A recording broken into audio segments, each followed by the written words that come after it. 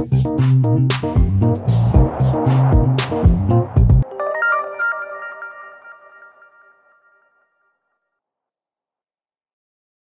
à tous, bienvenue dans ce webinaire de présentation du master enseigné dans un établissement français à l'étranger, premier degré. C'est la première fois que nous proposons ce master à nos personnels, au personnel de la mission laïque française, grâce au travail conjoint avec l'INSPE de Créteil UPEC, qui est représenté par Caroline Virio-Goldel, à qui je cède la parole pour qu'elle vous présente donc ce nouveau master. Bonjour à tous et bienvenue à cette présentation. Donc, mon nom est Caroline Virio-Goldel. Je suis professeure des universités à l'Université Paris-Est Créteil et à l'INSPE dans une discipline qui est celle des sciences de l'éducation. Alors, je suis là devant vous ce soir parce que je suis responsable de la mention pratique et ingénierie d'information, qui est une grande entité administrative qui comporte une quinzaine de formations différentes, principalement des masters et des DU. Et c'est dans cette mention que prend place ce tout nouveau master que nous avons développé cette année avec la mission laïque française, avec la mission laïque française pour répondre aux besoins spécifiques des enseignants des établissements de la mission laïque française. C'est donc un master, un diplôme national de niveau Bac+5, reconnu internationalement et qui comporte 2 années de formation. Une première année qui est un Master 1 qui va ouvrir à la rentrée 2025 et une seconde année qui va ouvrir à la rentrée 2026. Donc aujourd'hui, donc comme à la rentrée prochaine, on aura en place uniquement pour l'instant le Master 1, je vais vous parler essentiellement du Master 1. Après, si vous souhaitez poursuivre en Master 2, on en reparlera plus tard. Donc, le Master 1 est accessible théoriquement à niveau Bac+3. Ça veut dire qu'il faudrait que vous possédiez une licence dans n'importe quel domaine universitaire, discipline universitaire de votre choix pour pouvoir accéder à ce Master 1. Voilà, en cas d'absence de licence, vous pouvez toujours vous adresser à la Mission laïque française pour envisager d'autres moyens éventuellement d'intégrer le Master 1 via d'autres procédures, dont notamment la validation des acquis, la VAPP. Alors, ce master a différents objectifs.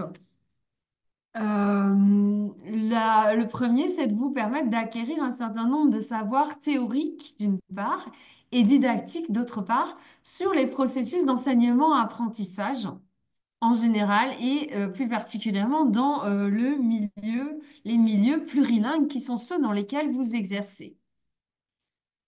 Alors, vous allez me dire, aujourd'hui, le savoir, on le trouve beaucoup, partout, en ligne, il y en a énormément, donc on ne va pas se limiter à vous apporter des savoirs. L'un des objectifs de ce diplôme, c'est de travailler avec vous pour vous permettre d'intégrer ces savoirs à vos pratiques d'enseignement. Hein, il s'agit notamment pour vous de construire avec ces savoirs, de mettre en œuvre avec ces savoirs dans les classes, d'analyser vos pratiques pour les faire évoluer. Voilà, ce sont des choses, des process très importants qui nous tiennent à cœur au sein de ce master.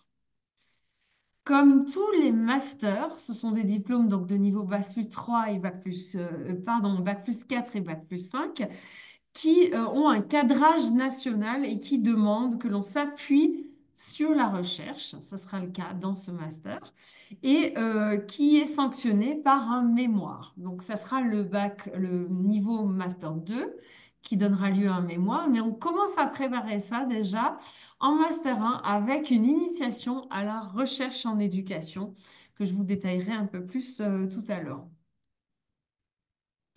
Donc, les modalités d'enseignement, il s'agit d'une formation qui s'adresse à un public de formation continue et les enseignants seront ainsi amenés à partager leurs pratiques. Vous n'êtes pas là comme des étudiants dans un master d'université en formation initiale. prend en compte votre parcours et surtout votre situation de professionnel qui enseignait déjà dans vos établissements. Donc, on va vous amener à échanger et partager avec les autres stagiaires de ce diplôme vos pratiques. On va vous emmener, à vous inciter, vous inviter à expérimenter en classe les nouvelles pratiques didactiques que nous tenterons de vous apporter. Et on va vous emmener au-delà de ça à recueillir les productions des élèves dans le cadre de vos expérimentations, les amener et les commenter, les analyser en groupe ou individuellement pour apprendre à partir de ce que vos élèves auront réalisé.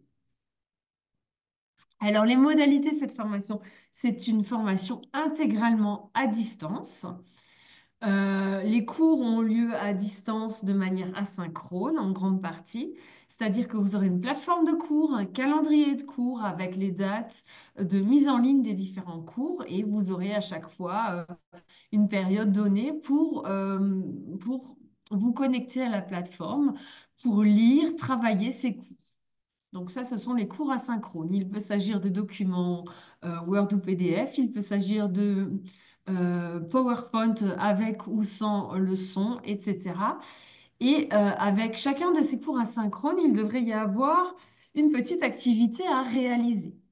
C'est soit un texte à lire, soit un forum sur lequel vous êtes amené à réagir, un QCM pour montrer que vous avez bien pris connaissance des contenus de cours.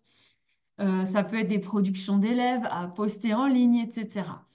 Hein, et outre le fait que ça témoigne de votre travail du cours, ça vous permet aussi à vous vraiment d'approfondir ce cours et de voir quoi en retenir, en quelque sorte. Il y aura aussi des classes virtuelles synchrones. Elles sont souvent situées en début d'unité d'enseignement pour vous expliquer le fonctionnement de chaque cours et en fin d'unité d'enseignement pour vous permettre de présenter vos travaux. Et puis, il y aura entre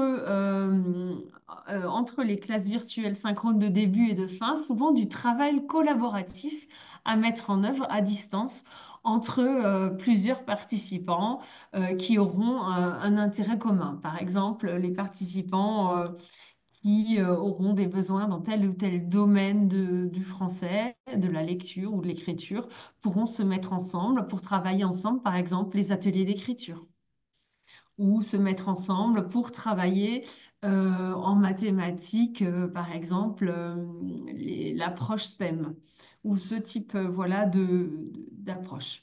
Donc, selon vos niveaux de classe et vos centres d'intérêt, voilà, vous vous regrouperez vous-même pour faire ce travail collaboratif à distance.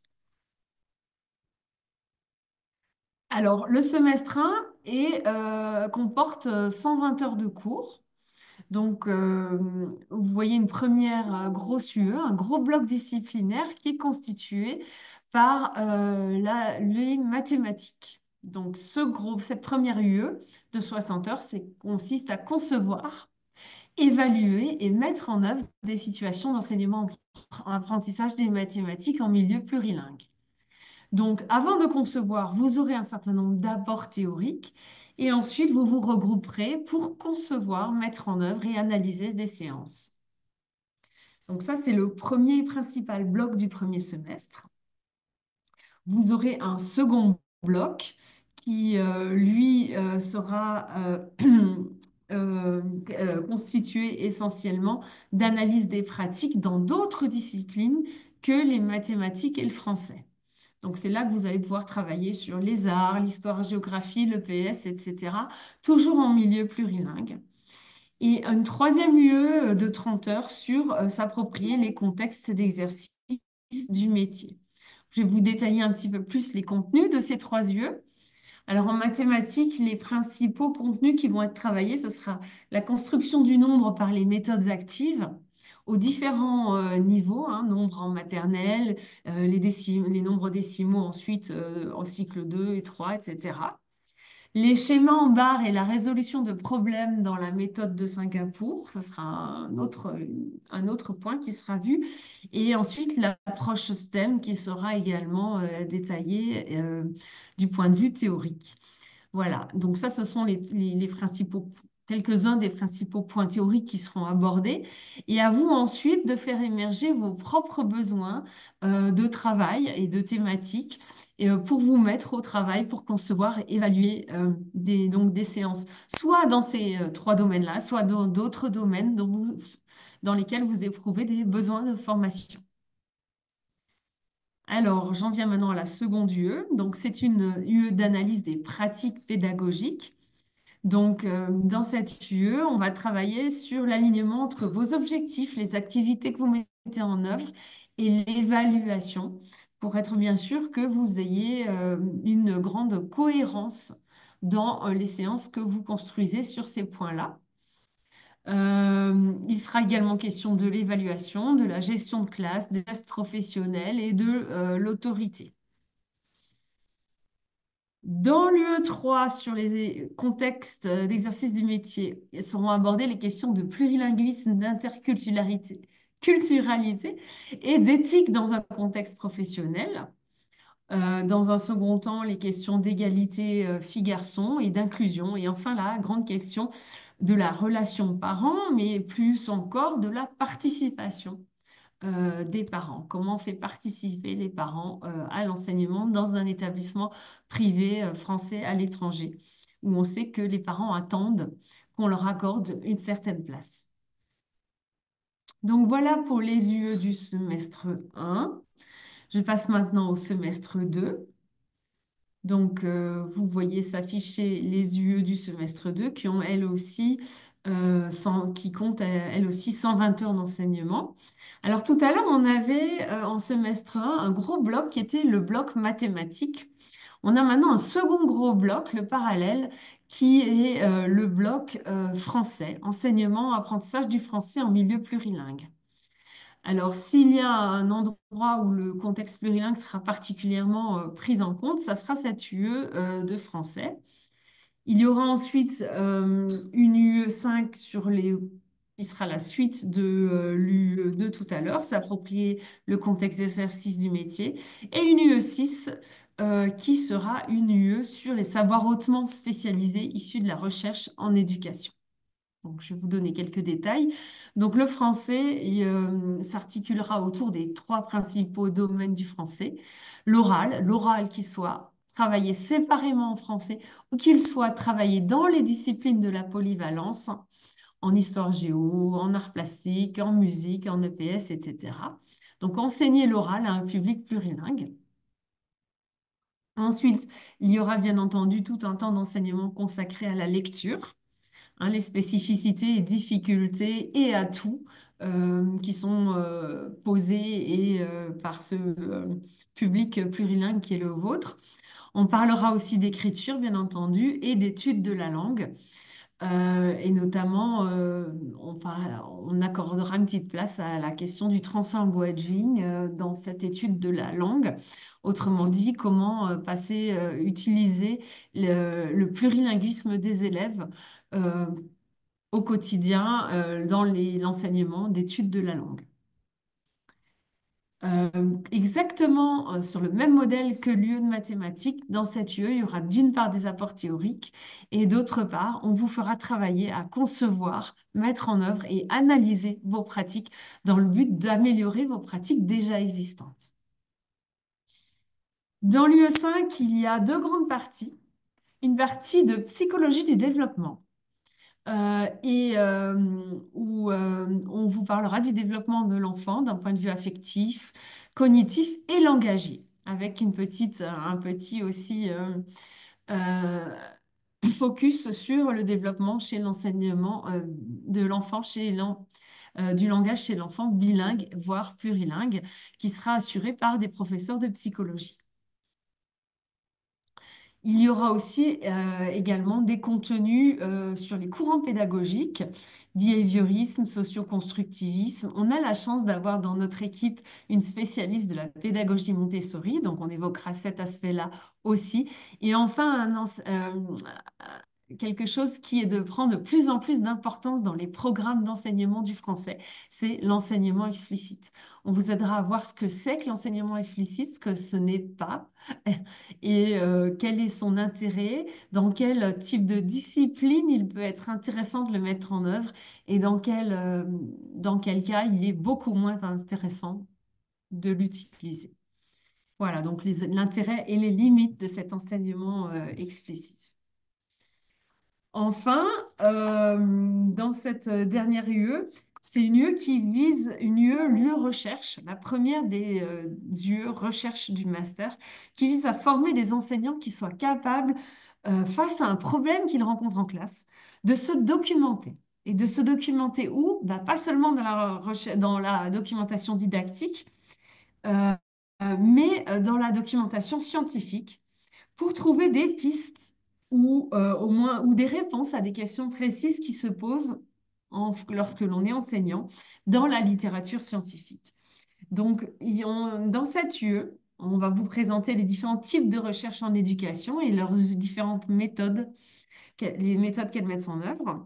On invitera chaque participant à identifier une problématique professionnelle qui lui pose question ou problème dans sa pratique, en lien avec donc son contexte d'exercice du métier, son niveau de classe, son pays, etc., son type d'établissement. Et on invitera ensuite à réaliser une recherche bibliographique sur cette question-là. Donc, autrement dit, rechercher des articles et des ouvrages scientifiques qui traitent de cette question et chercher donc des réponses à cette question dans ces ouvrages-là et réaliser ce qu'on appelle une revue de la littérature scientifique, autrement dit, une synthèse sur cette question. Alors, je vous donne peut-être des exemples de mémoire. Euh, Oups, pardon, qui sont des questions qui, là, pour le coup, sont des questions qui sont traitées dans le cadre du mémoire, mais qui peuvent donner lieu à aussi, déjà, dans un premier temps, une recherche scientifique. Donc ça, c'est des questions de recherche qui sont traitées, par exemple, cette année, dans le cadre d'un autre master de la mission laïque française. Donc, on a un étudiant qui travaille sur comment utiliser l'IA pour produire des écrits en classe.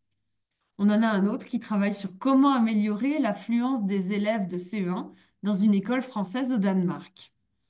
Comment enseigner la lecture documentaire au cycle 2 de manière efficace dans un établissement français à l'étranger. Comment améliorer les performances en résolution de problèmes en utilisant les schémas en barre. On a une enseignante qui travaille sur, par exemple, l'enseignement de la langue arabe dans les écoles françaises au Maroc. Comment favoriser la transition de la darija ou de la mazik vers l'arabe standard. Donc, vous voyez que ce sont vraiment des préoccupations qui sont à la fois ancrées dans un contexte local d'enseignement et qui répondent à des besoins de formation et des besoins aussi scientifiques. Hein. On va pas chercher, on va vraiment chercher des réponses dans la littérature scientifique pour arriver à répondre à ces questions et à donc devenir un meilleur enseignant grâce à la recherche, en s'appuyant sur la recherche. C'est donc pas du tout des choses complètement abstraites et décontextualisées qu'on leur demande de faire. Hein, c'est vraiment la recherche au service de l'enseignement et je pense que ces thématiques vous le montrent bien. Voilà, bah, j'en ai fini de ma présentation. J'arrête mon partage d'écran et je suis à votre écoute pour répondre à l'ensemble de vos questions sur ce nouveau master, dans la mesure, enfin, je vais essayer d'y répondre, puisque, comme je vous l'ai dit, c'est un tout nouveau master que nous sommes en train de mettre en place. Et si je n'ai pas la réponse à vos questions, ben, vos questions m'aideront en tout cas dans les dernières touches à mettre, les dernières touches de formation, de construction de ce master. Nous sommes impatients voilà, d'entendre vos réactions hein, aussi, vos questions éventuelles. Vous voyez que nous avons pris grand soin d'équilibrer en fait hein, ce master entre de la didactique, de la pédagogie et bien sûr de la contextualisation, étant donné que c'est un master établissement français à l'étranger. Et de la recherche, Véronique. et de la recherche, oui, tout à fait. Voilà, donc je suis à Étant l'écoute donné de vos questions. que voilà, nous croyons beaucoup en ce master parce que nous cherchons aussi à former des enseignants qui soient dans la réflexivité, effectivement dans la recherche, qui soient sans cesse en recherche, en effet, dans leur pratique. Y a-t-il des questions? Oui, bonsoir. Bonsoir Nagam. Si j'ai bien compris que pour pouvoir faire ce master 1, on doit avoir le bac plus 3. Oui. Alors, si j'ai bac plus 4, moi, Ah ben, il n'y a pas de problème. Ben, qui peut le plus, peut le moins. Vous êtes la bienvenue dans le master avec grand plaisir. d'accord. Et ça dure, le bac, le master 1, ça dure 2 années. Non. Alors, Le master 1 dure 1 an et le master D'accord. 2 dure lui aussi 1 an.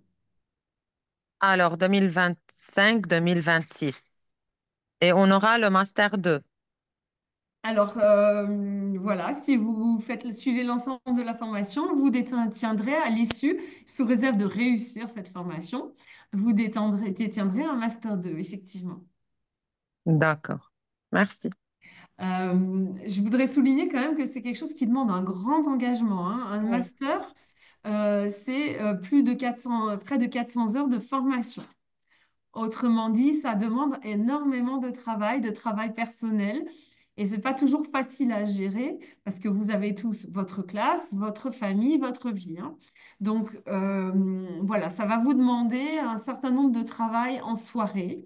Ça va vous demander un certain nombre de travail le week-end, parfois un peu pendant les vacances aussi. Et c'est à ce prix-là aussi que vous pourrez remplir les exigences d'un diplôme de master et être détenteur à la fin d'un master 2. Alors, je ne veux pas vous décourager parce que nous, d'abord, c'est un travail très intéressant. À chaque fois, dans les masters qu'on a proposés à la MLF, les étudiants stagiaires sont très contents de s'enrichir, de découvrir beaucoup de choses. Mais je ne veux pas vous le cacher, ça demande beaucoup de travail également. Ok, moi j'avais une question. Est-ce que ce master est l'équivalent de master MEEF? Oui, c'est un master MEF. D'accord, donc ce master me permettra, quand je rentrerai en France, si je rentre en France un jour, de pouvoir prétendre au concours. Oui, D'accord, oui, oui. ok. Et, Bonjour. Ah, pardon. pardon. Non, mais allez-y, Non, non. allez-y. Bonjour, merci pour cette présentation. Moi, je voulais savoir en fait quelle est vraiment la différence avec l'autre master qui est proposé. Je crois que c'est les fondamentaux pour les Oui, enseignants du premier degré. oui. Caroline, tu Ah. souhaites répondre? Alors attends, parce que moi, les fondamentaux chez moi, c'est un DU. Donc, on parle bien de Absolument, notre mais je pense DU. que c'est pas forcément très clair pour tout le monde.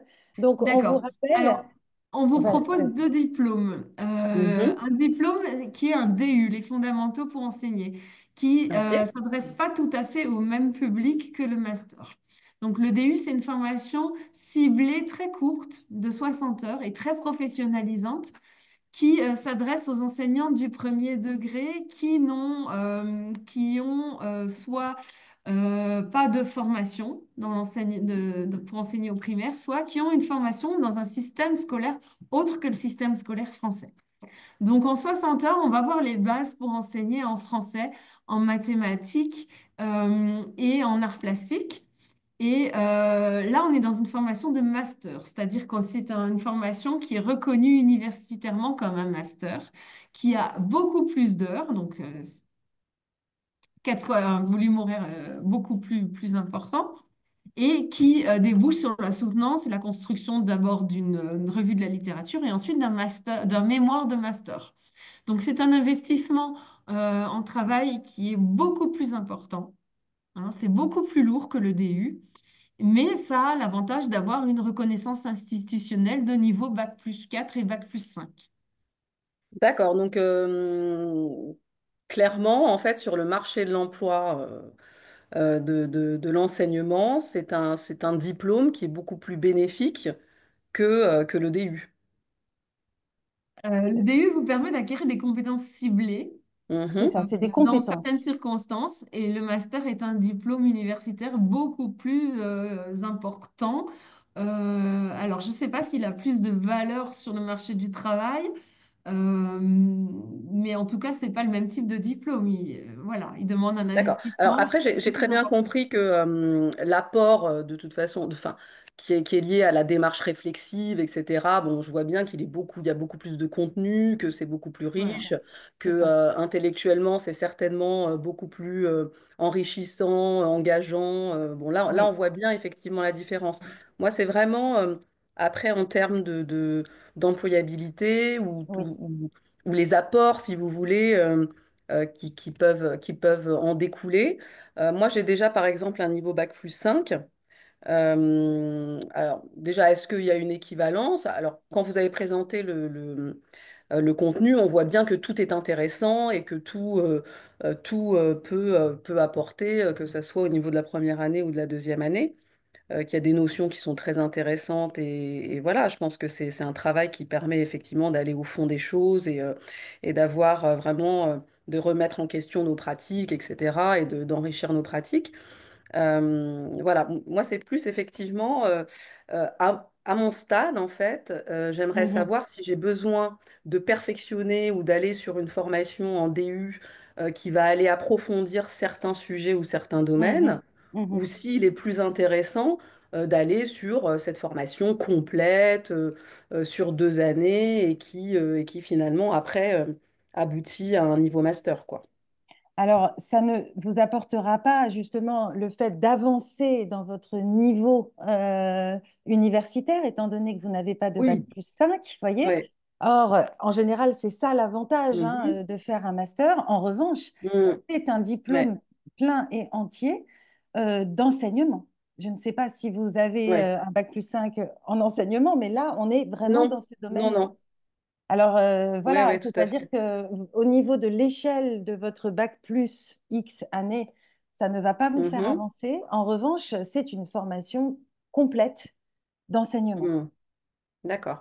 Donc, c'est à vous de voir, en fait. Oui, oui, oui, c'est ça. Mais voilà, enfin, je pense que Le je. DU, c'est beaucoup plus Ouais, léger et ça vous ouais. permet d'avancer sur certaines compétences, mais pas Mm. d'avancer sur votre bac plus X années.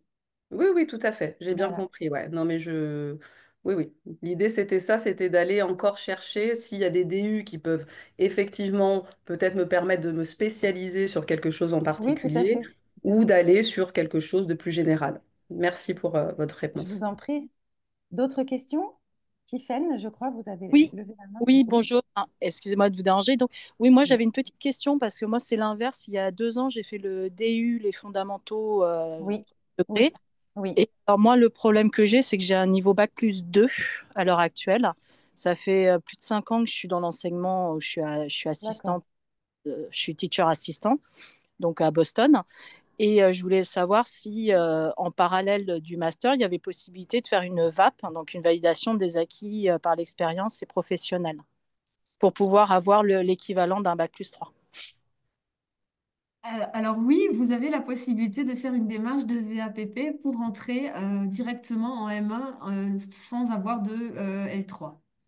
Ok. Donc après, j'attire votre attention sur le fait peut-être que il y a quand même à la fin, au bout du compte, un mémoire, hein. Donc il faut quand même Oui, avoir de solides compétences rédactionnelles et de lecture et de lecture de travaux universitaires. Si vous Ouais, pensez que c'est à votre portée, il n'y a aucun souci. À ce moment-là, ouais, on peut faire une procédure de VAPP qui est une d'accord. procédure relativement facile et courte, hein. C'est un dossier à remplir, il faut faire un oui. CV, exposer votre expérience. Et je dirais qu'à partir du moment où la MLF a validé votre candidature, pour nous, c'est qu'une formalité. Et D'accord. c'est Ok. vrai qu'on essaye de ménager une sorte de progressivité. Vous avez fait ce DU accompagner l'entrée dans le métier, Oui, qui est un premier pied à l'étrier. On a oui, ensuite quelque chose de plus spécialisé en didactique avec le DU enseigner les fondamentaux. oui. Et puis après, il y a vraiment le master Ouais, complet qui demande beaucoup plus d'engagement. Donc c'est à vous de voir si vous sautez la ouais. marche intermédiaire, si vous vous Ouais, en ouais, sentez j'ai bien l'étoffe. conscience qu'effectivement, le master demande beaucoup plus Oui, ah non, d'implication, c'est une beaucoup plus évidence. d'horaires, Ouais. qu'il y a beaucoup d'implications, effectivement, mais moi, c'est vraiment ce que je souhaite faire, du coup, Mm. pour pouvoir devenir enseignante. Donc, moi, c'est vraiment mon leitmotiv, vraiment, quoi. C'est vraiment ce que je souhaite faire sur du moyen long terme, effectivement. Très bien. Mm. D'autres questions? Il me semble qu'il y a une question de Marie. Oui.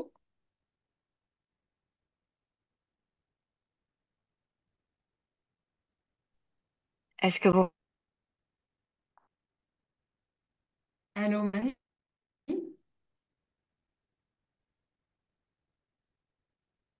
Alors, Marie, Marie, il faut que si on vous ne vous activiez votre entend, micro si vous souhaitez si ça prendre la ne parole. fonctionne, voilà, si ça ne fonctionne pas, sinon vous pouvez peut-être tenter dans le chat.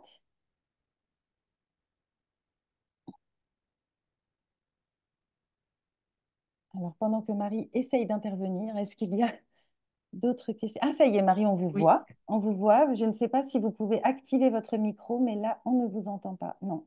Peut-être, alors c'est le chat là. Moi, j'avais une question par rapport Oui.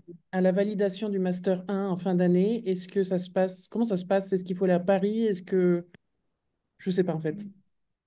Non, non, l'ensemble des examens sont à réaliser à distance et on est dans un régime de contrôle continu intégral. Autrement dit, ça sera un certain nombre de travaux à réaliser tout le long dans chaque UE. Donc, par exemple, si on vous donne dans une UE de 60 heures de cours, il y a quatre travaux à réaliser et chacun de ces travaux sera noté pour un quart de la note, par exemple.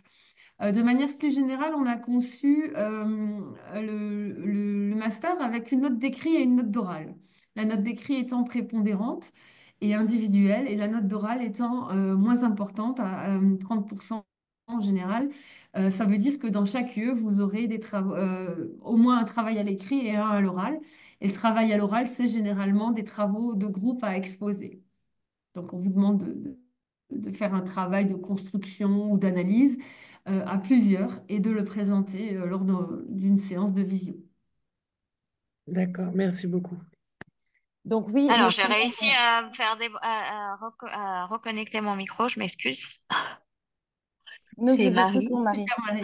Alors, ma question, c'était, donc, imaginons, je fais ma première année avec ce master, je fais partie d'une école MLF, et l'année d'après, je ne fais plus partie d'une école MLF.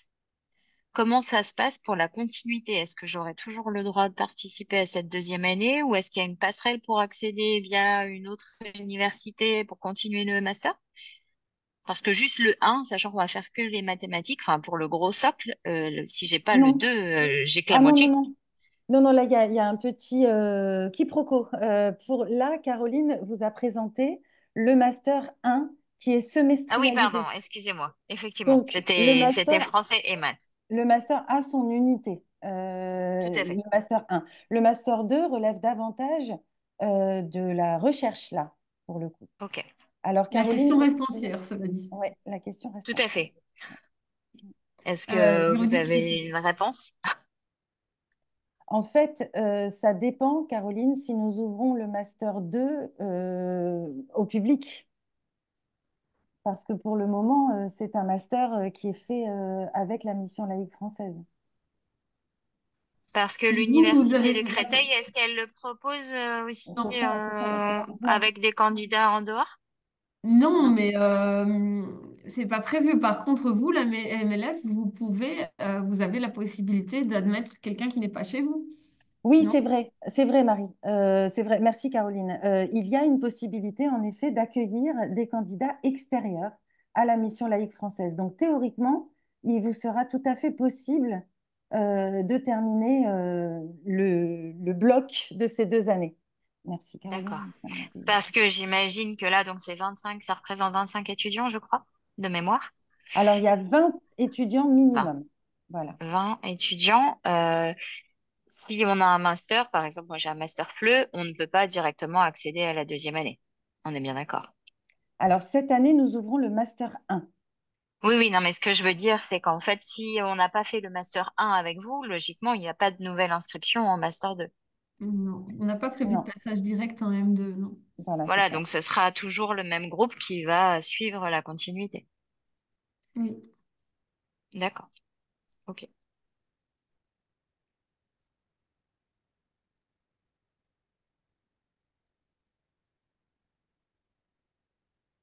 D'autres questions? Une question un peu dans la continuité Mhm. de la question précédente. Est-ce qu'on est obligé de faire le master 2 dans l'année suivante ou est-ce qu'on peut le faire, je ne sais pas, 2 ans après, 3 ans après?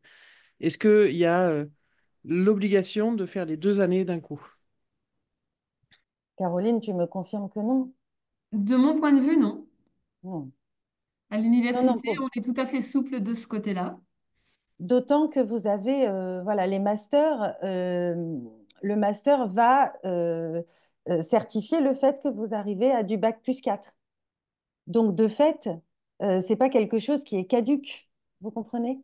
Vous avez ce bac plus 4, donc vous pouvez accéder ensuite au master 2 bac plus 5 quand vous le souhaitez. Vous voyez? Alors, oui, je vois tout à fait. Est-ce qu'un autre master lié à l'éducation est possible en passerelle ou pas du tout? Par exemple, le master MEF. Pardon, Alors ça, j'ai pas compris. Il y c'est-à-dire, a est-ce qu'on peut le faire... master, et je ne sais plus comment il s'appelle, enseignement, éducation, formation, MEF. Celui-là, est-il possible de passer sur ce master-là en 2e année ou est-ce qu'on est bloqué sur cette formation EFE? Alors, moi, je vois pas du tout à quoi vous faites référence sur l'autre master dont vous parlez. Est-ce que c'est les masters d'enseignement? C'est Oui, c'est ça, les ça. master MEF. Master Math? Ok. Oui, Moi, je peux pas vous dire dans quelles conditions un autre master que le mien va vous accueillir ou pas.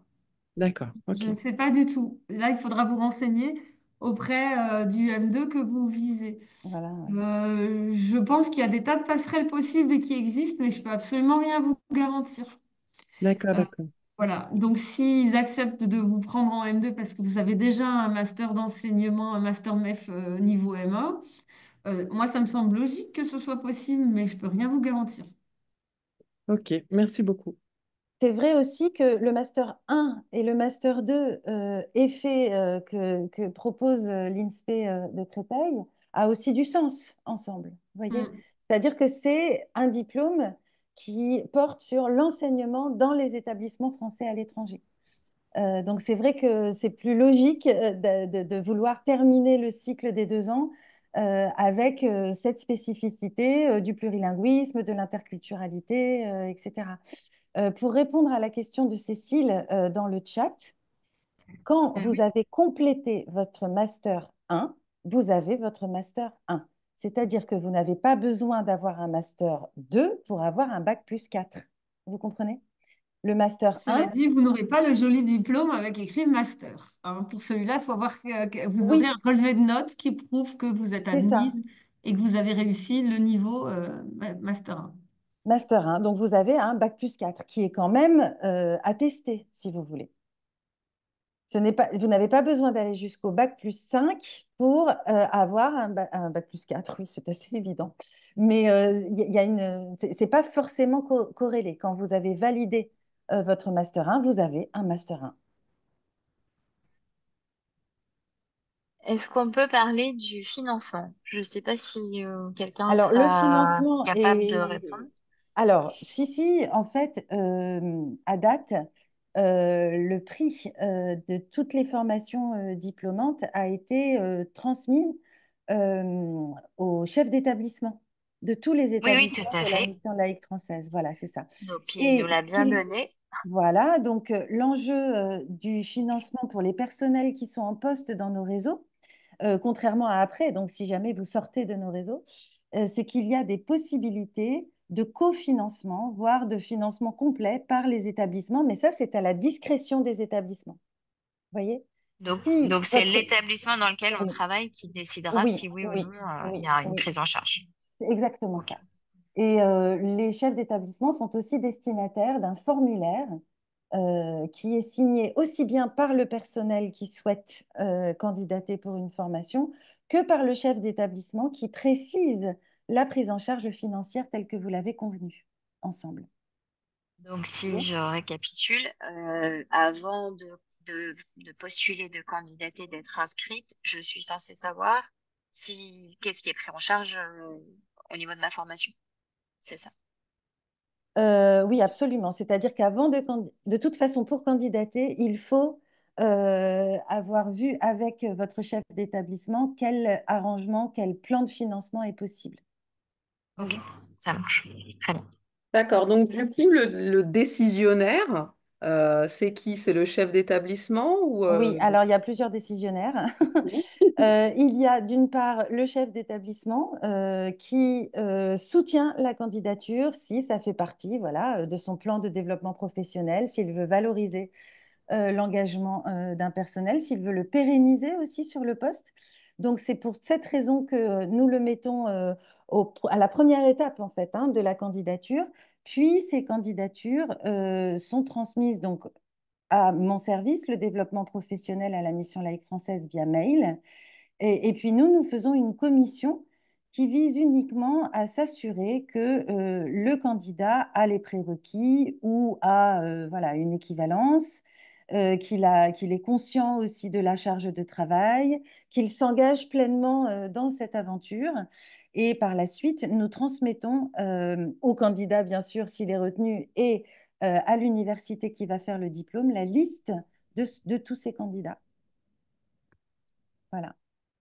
Alors, du coup, est-ce qu'il y a un engagement aussi vis-à-vis de la MLF par rapport à ça? Alors, C'est-à-dire nous, que souvent, oui, oui, par rapport à plusieurs années dans l'établissement suite à un financement de diplôme, c'est ça que vous me oui, demandez? c'est ça. Oui. Oui, tout à Alors en fait. fait, nous, en tant qu'entité tête de réseau, je vais dire, nous ne pouvons pas juridiquement vous obliger. En revanche, étant donné que vous êtes employé auprès de votre établissement, c'est à la discrétion, là aussi, de l'établissement de voir si juridiquement, il peut vous engager, il peut vous demander de vous engager ou pas. Et ça dépend du pays dans lequel vous vous trouvez. D'accord, Voilà. merci. Oui, voilà, à Abidjan, par exemple, c'est vrai, à Mermoz, il y a un système de remboursement si la personne ne reste pas les 3 ans. Mais ça, ce n'est pas possible dans tous les pays. Voilà. Alors, il y a une très belle question d'Aude qui demande s'il y a des lectures sur lesquelles on pourrait se pencher cet été avant de démarrer le master. Alors, Aude, je retire votre question. Nous venons de construire la maquette et nous sommes en train de travailler très fort sur les contenus. Je pense qu'on va essayer de proposer tout de suite, fin juin, 2 ou 3 lectures, effectivement, à ceux qui le souhaitent pour s'avancer. Je prends note, en tout cas.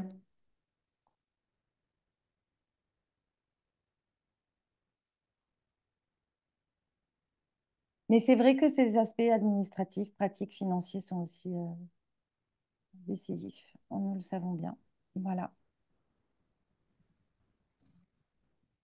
Bon, ben, je pense que nous avons pas mal échangé sur ce master. En tout cas, nous sommes à votre disposition s'il y a d'autres questions qui vous viennent.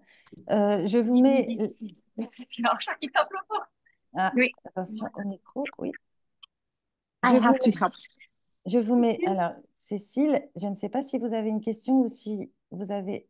D'accord. Alors, je vous remets l'adresse, hein, c'est développement.professionnel@mlfmonde.org.